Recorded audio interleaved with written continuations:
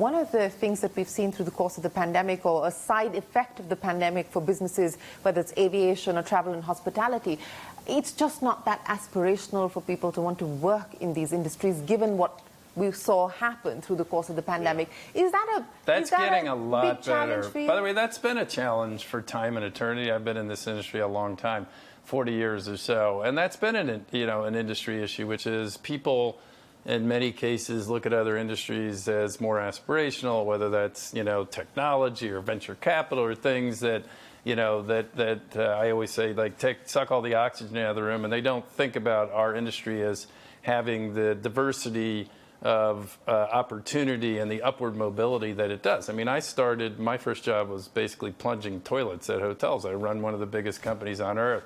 I'm a testament to the idea that you can have upward mobility. And there's tens of thousands, hundreds of thousands of stories of team members in our ecosystem, let alone all the other players in the industry that started out in frontline jobs that now run businesses, big, every hotel's a big businesses, and have grown and learned and evolved and had tons of upward mobility. So it's one of the things we've been trying to do as an industry for many years is make sure people understand the opportunities, the complexity of the business, the intellectual opportunity, the growth, the upward mobility, and the opportunities as an industry that's not just large, but one of the fastest growing industries, not during COVID, but broadly one of the fastest growing industries on earth. I mean, we're 1 in 10 jobs in the world, travel and tourism, 1 in 5 new jobs, 10% of global GDP, one of the top 5 pre-COVID growth industries in the world. And so there's all sorts of opportunity. We have been trying, and I think doing a pretty good job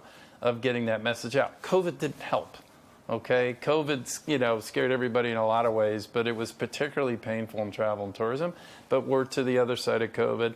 And the nice thing is I think people are coming back in the industry and have a really good attitude about it. Part of that's driven in some parts of the world, or some of the industries that were sucking all the oxygen out of the room are not doing as well. And people are losing jobs at mass, tech companies, banking, venture capital, and the like. And so, some of the blooms are off some of those roses in a way where people maybe are a bit open-minded. And so we're seeing things normalize in terms of our ability to attract talent on a global basis. Every market's different. We're in pretty good shape. Corporately, we really have no issues attracting talent. We're the #2 great place to work in the world, so we have an unbelievable culture.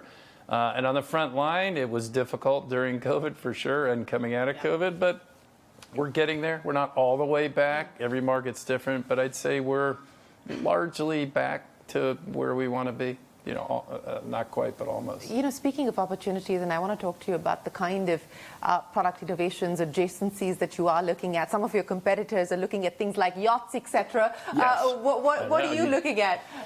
Well, listen, we look at all of the adjacencies as a means to an end, and the end is that we want our customers to have in the relationship with us, to be engaged and concentrate their spend with us.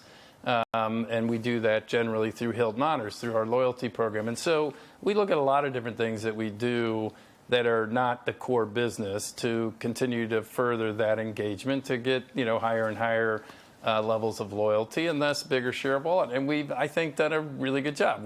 We have lots of partnerships with like Live Nation, with Amazon, different partnerships in different places around the world, in a way that have kept our customers engaged. And I think as a result of all of that, we have the highest level of occupancy represented by loyalty members of anybody in our business on a global basis. Every market may be a little bit different, but on a global basis, we lead the industry. And so what our customers are saying to us is, what you do in terms of the product, the service, the different brands that you have, as well as some of these partnerships and ways that you allow, you recognize our loyalty to your business, are working, and we're staying very, very engaged with you. We'll continue to look at other adjacencies. I sort of was brought up in the basic tenet, right or wrong, which served me pretty well. It's like, know the business you're in, and be really good at it and stick to it and try not to get distracted. And so a bunch of those adjacencies we haven't pursued because we view them as distractions, and we've found other ways to have to keep our customers engaged. And so far, they're more engaged than most of our competitors' customers are. So, would M&A be a strategic distraction that you're willing to take on at this point in time? If history is any indicator of the future, probably not. I've been at the company almost 16 years. I used to be an M&A person, and so I like M&A. I know how to do it, and we've done none of it. And so I don't think it's likely that, and that's because we've had really good success in growing the company organically by not just adding brands or adding hotels with owners in different parts of the world to broaden our network effect, but adding brands. I mean, when I got to the company, we had 9 brands. We have 21 brands. We've launched every one of those organically.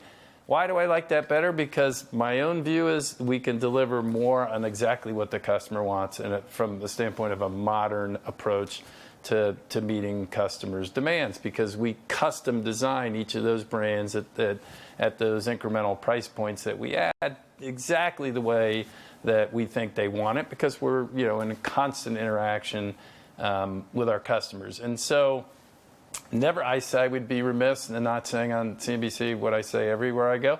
Never say never, but I think it's unlikely. I think our track record's really good.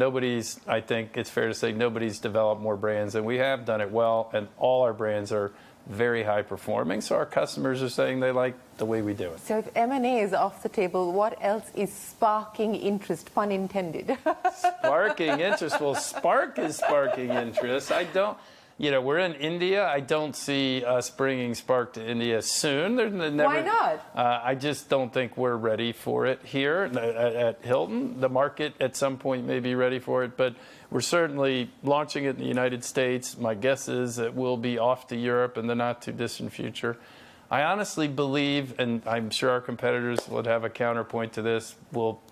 Time will tell who's right.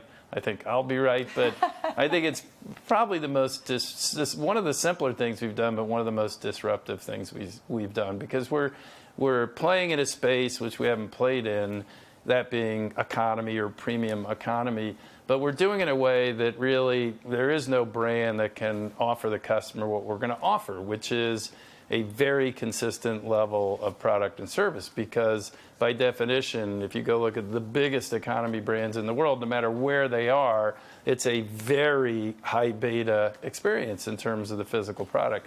We're going to grow this brand very quickly. It's going to get to scale, and every single hotel to get through the gate has to do the base renovation to touch every customer-facing piece of this property.